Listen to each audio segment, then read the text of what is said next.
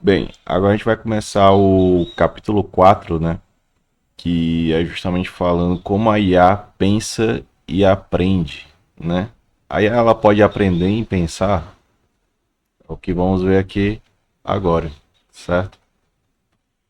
Como é que a IA ela pensa e aprende nesse caso aí? A inteligência artificial, ela não apenas nasce sabendo, ela aprende com os dados. Se você for parar para ver, nessa primeira ilustração que está do lado esquerdo, tem os dados que ela recebe, né? Esse caso é através de quê? Do usuário, certo? O usuário ele passa as informações e não precisa ser só um usuário, pode ser mais de um. Tanto que a OpenAI, o ChatGPT, por exemplo, ele vai receber inúmeros prompts, além de outros tipos de apps que tem Perplex, tem Notebook LM, entre outros, certo? E daí recebe esses dados e aí ele recebe essas informações. Comparado, por exemplo, a uma pessoa que ganha experiência em alguma habilidade. Como, por exemplo, a pessoa vai trabalhar fazendo estoque no supermercado, então ela vai adquirindo a experiência de fazer mais rápido, como distribuir os sacos. Outro exemplo também que a gente pode usar aqui treinando digitação também é um outro tipo de experiência, a forma como você digita as coisas. Estudar também é outro exemplo. Você vai, cada vez que você escreve, a sua mente vai absorvendo informações, entendeu? Então é similar ao ser humano, nesse caso aí. Só que, claro, a diferença é que a parte tecnológica usa dados, né? E esses dados ele usa justamente para criar essas informações. Beleza? Esse é o primeiro ponto que a gente precisa entender como a IA pensa. O que é aprender para uma máquina, né? Uma coisa que é muito importante a gente saber, porque a IA, quando ela vai aprender, o que acontece? Ela recebe muitos exemplos, ou seja, é que nem comparado, por exemplo, uma pessoa que vai ler vários artigos científicos e monografias de um TCC. Para ela criar um TCC, ela precisa ter essa base de informações. Então, ela vai pegar todos os TCCs de outras pessoas e também, claro, outras publicações, outros tipos de referência para vídeos no YouTube, entre outros, para justamente ter um embasamento para falar de um determinado assunto. Então, ele recebe muitos exemplos, no caso aí, ele pega muitas informações. Um grande exemplo disso que a gente pode ver, que é o que a gente vai ver depois nas aulas práticas, é o Notebook LM. O que ele faz? Da Google, né? O que ele faz? Ele pega todos os artigos, eu passo para ele todos os artigos científicos, né? Todos os vídeos do YouTube que ele aceita, inclusive, de um determinado assunto, por exemplo, fazendo sobre inclusão e autismo. Então vou pegar todas essas informações. Ele tem até um limite lá de quantidade que dá, acho que é 50 ou menos, e eu é 30. E aí, baseado nisso, ele vai criar essas informações. Beleza? Então, já começa aí. Aí ele vai encontrar padrões, né, de informações, ou seja, cada informação ela vai ter um padrão de informação. Então esse padrão de informação ele vai seguir a risca mesmo que não seja 100%. Então ele vai pegar palavras, frases, alguma coisa que é similar, ou que tem uma interligação, entendeu? E também através de perguntas, né, que a pessoa vai fazer, então vai pegar, vai seguir um padrão, entendeu? E também alguns aplicativos ele pode fazer previsões baseados nesses padrões. Por exemplo, aqueles aplicativos financeiros, né? Nessa questão aí, onde ele prevê, não quer dizer que vai ser o certo, entendeu? Ele vai dar uma previsão do que pode ser feito, de bolsa de valores ou algo do gênero, entendeu? Então há uma previsão disso. E também de outros tipos de formações, beleza? O machine learning, que é o aprendizado de máquina, né? O que acontece? É a parte da IA que ensina o computador a aprender sozinho. E ele melhora as respostas com o tempo sem precisar ser reprogramado. Então a ideia do machine learning é essa.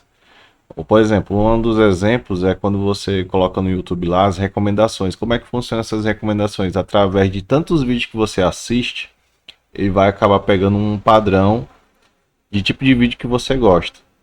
Igual também outros também, o Facebook. Às vezes você tá vendo uma postagem de um grupo, alguma coisa, de alguma coisa que você tá procurando, depois ele vai colocar anúncios no algoritmo, nesse caso aí, né? Vários algoritmos, aliás, onde você vai perceber o tipo de conteúdo que você quer ver, né? Que você gosta, na verdade. Então ele vai seguindo nessa linha, certo? Ou de seu interesse. Então, Machine Learning você coloca, quando a gente vai mostrar no exemplo aqui, ó, pronto, fica mais fácil. Justamente assim, esse primeiro do lado esquerdo é a parte das redes neurais do ser humano. E esse outro aqui já é do Machine Learning mesmo. O que que acontece? Ó? Até aproximar para me ver direitinho aqui. É o seguinte, no primeiro aqui, quando vocês forem ver o slide do ser humano, ele recebe os dados de entrada, né? Que é dos neurônios, né? Nesse caso aí. E que é essa bolinha que tem aqui.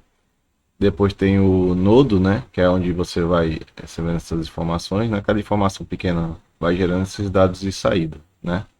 Então vai ter o sentido lógico ou aritmético, beleza? E aí o que que acontece? No Machine Learning é a mesma coisa, ó. Tem as camadas de entrada que seriam as informações, né? Essas conexões que são linhas é onde vai interligar uma informação com a outra, né? Menores ou maiores. Então essas camadas intermediárias é onde vai ter o processamento dessas informações, né? Que a gente vai ver também em lógica de programação isso. E depois vai ter a saída, que é onde vai ter a informação final. Ou seja, a resposta, né? Que você vai ter a cada pergunta que você vai fazer, por exemplo, com a inteligência artificial. Beleza? Então, essas camadas são chamadas também de nós, né? Onde vão fazer esse processamento das informações, né? Então, cada camada aprende uma parte do problema. Então, cada problema que você vai juntando e você for solucionando, você vai encontrando respostas, entendeu? Então, é assim que funciona as redes neurais de uma inteligência artificial. Um exemplo disso também é o reconhecimento facial, ou seja, se lembra daqueles aplicativos de banco ou então outros tipos de aplicativo que você pede para mostrar seu rosto, aproxima, vira para o lado, vira para o outro, para cima e para baixo. Inclusive, isso é muito usado para justamente ter o reconhecimento facial. Nenhum outro aplicativo de banco, por exemplo, não vai conseguir fazer o seu cadastro se não tiver isso aqui, certo?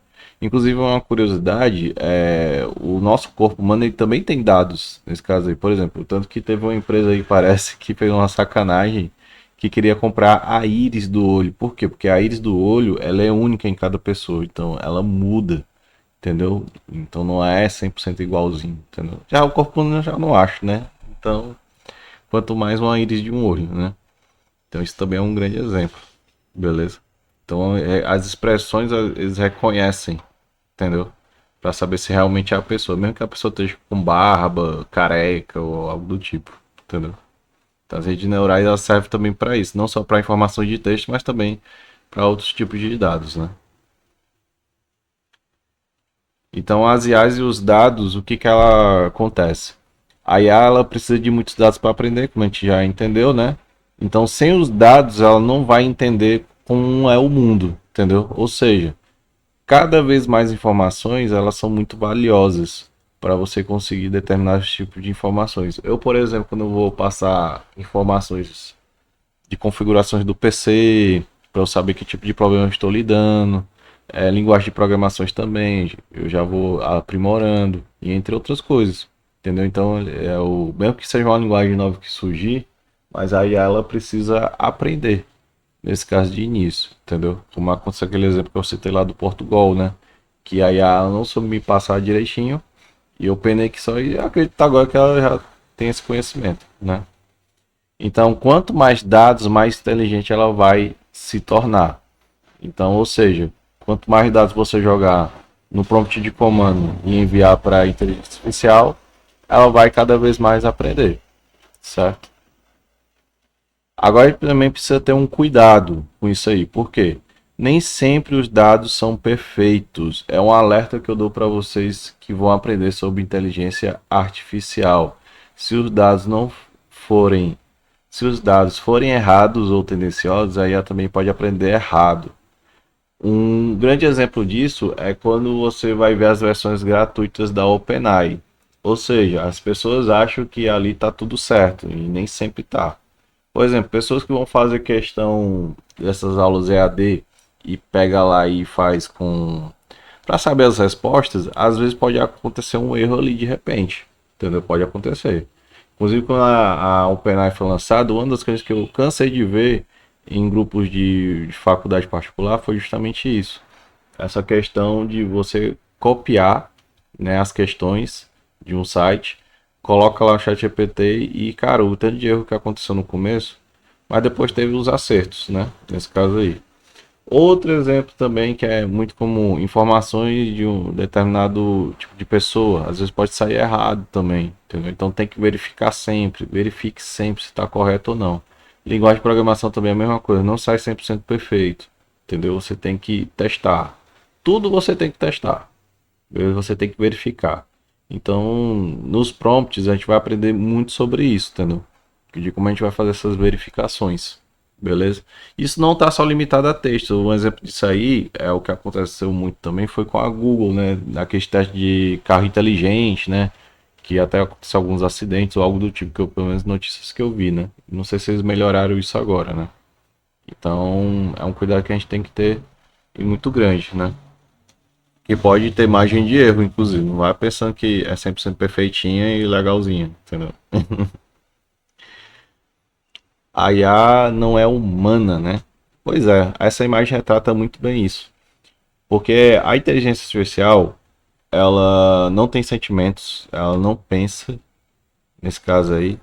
Sendo que o pensamento dela é usado mais de forma lógica, nesse caso aí, só pra gente lembrar. E não entende emoções, né? Se analisar, só analisa no caso as informações e executa o que foi programado para fazer. Ou seja, ela segue só uma linha de raciocínio para justamente ela entender o que é cada tipo de conteúdo, seja texto, imagem ou algo do tipo, e reconhecer padrões, entre outras coisas. Então, um exemplo disso é as pessoas usarem a IA como se fosse psicólogo, como se fosse o seu melhor amigo, como eu falei em outro vídeo, né, de um amigo que eu não vou citar não, obviamente, né, que falou que a IA entende, ela não entende. Ela, na verdade, só é um programa, cara. Então, a gente tem que ter um limite disso também, né? De achar que a IA não é nosso melhor amigo. Eu, por exemplo, eu uso a IA na parte de voz, quando é para treinar, por exemplo, entrevista de emprego, mesmo que ela não seja perfeita, mas para me desenvolver. Na questão da linguagem de idiomas também, quando não consigo pessoas para encontrar para aprender idiomas, que me encorajam, mas nessa parte aí tudo bem. Agora o negócio é você achar que a IA ela é uma pessoa e não é, cara. Não é. Porque, como eu falei, o contato humano ele é diferente porque as pessoas, inclusive, quando elas são suas melhores amigas, às vezes vão ser contra o que você pensa, entendeu? Às vezes elas vão argumentar e tentar te explicar, entendeu? Então, nem sempre a IA vai ser desse jeito, entendeu? Então, ela não vai querer, a não ser que tu programe para isso, né? Mas mesmo assim, ainda a IA só faz o que está dentro da programação, beleza? E para fechar aqui, aí a inteligência humana, o que que acontece?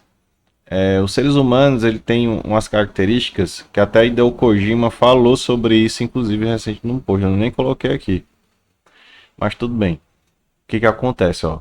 Os humanos ele tem algumas coisas que são muito importantes, que é o que? A criatividade, nossa, é tremenda. Ah, mas não dá para criar letra de música, apanhar, não sei o que. Inclusive eu vou depois fazer um textozinho sobre falando de artista de IA, que é uma parada que eu acho totalmente absurda. Porque, para começar, não existe esse negócio de artista de IA. Que é aqueles caras que usam os prompts e criam artes, né? Só que, na verdade, não estão criando arte. Na verdade, o programa está pegando padrões de outras artes e colocando. Entendeu? Nesse caso aí. E aí, o que que acontece? O artista de IA, ele não existe. Porque ele não está desenvolvendo a parte humana, entendeu? Ele não está desenvolvendo a habilidade dele. Ele está pegando um prompt e já pronto, tacando. Entendeu? Simples assim. Entendeu? Pelo menos estou falando por cima, né? Então, além da criatividade, tem a empatia e tem também o contexto, né? Das coisas que você vai criar. Ou seja, conforme você vai pegando as informações, você vai desenvolvendo essas informações. Por exemplo, quando eu vou criar uma aula desse tipo aqui, por exemplo, eu simplesmente não pego o texto e taco, entendeu? Eu simplesmente vejo se está tudo ok. E depois disso, eu coloco as imagens, tudo, eu dou um contexto, entendeu? Nesse caso aí. Então, isso é o contexto. E a IA ela tem a questão do que? Da velocidade, algumas vezes da precisão, dependendo, claro, da versão do programa, porque às vezes o pago ele tem mais precisão e o gratuito nem sempre, Também tem que ter essa noção, entendeu? E tem também cálculos no sentido aritméticos e lógicos, né? Então ambas se completam, justamente uma não substitui a outra. Ou seja, quando o humano e a IA se juntam, aí se torna mais poderosa. Nesse caso aí, eu, por exemplo, apesar das dificuldades que eu passo por aqui em casa, por exemplo, questões pessoais, mas eu consigo fazer muitas coisas com a inteligência artificial, como por exemplo, criar aulas mais rapidamente, entendeu? Criar também textos, mas claro, não fico dependendo só dos textos, eu corrijo, inclusive eu vejo, como eu já falei em outras aulas. Então, tudo que eu faço com IA é justamente para agilizar os processos, entendeu? Por exemplo, aulas que eu ministro também, eu sempre uso as IAs para ver base de informações para agilizar alguma coisa que está errada no apostilo, e entre outras coisas. Criar documentos de orçamentos. Muitas coisas eu vou mostrar aqui na parte prática que vocês vão gostar muito, que vão ajudar vocês no dia a dia. Beleza? Então vou categorizando algumas coisas, certo? E basicamente é isso, ok? E para fechar, que é esse agora que é o último mesmo, que agora eu lembrei, ó. Veja como aí ela pensa, né? Ou seja, ela recebe os dados, nesse caso aqui, depois que ela vai tendo um aprendizado, ou seja, ela vai aprendendo, né, durante o processo, do processamento, quando tem a entrada. Aí ela vai reconhecendo os padrões de informações, né, que tem, seja de imagem ou de texto, né? Depois ela vai ter as decisões, né? Claro, dentro do algoritmo, nesse caso aí, ou seja, do passo a passo. Depois vai ter um feedback, né? Caso dê errado, porque às vezes o que acontece, ó, numa aula que eu vou mostrar na prática, quando a gente for usar o OpenAI e outros, o que vai acontecer? Geralmente, quando você tem a resposta, se você vê que está errado, você pode inclusive corrigir.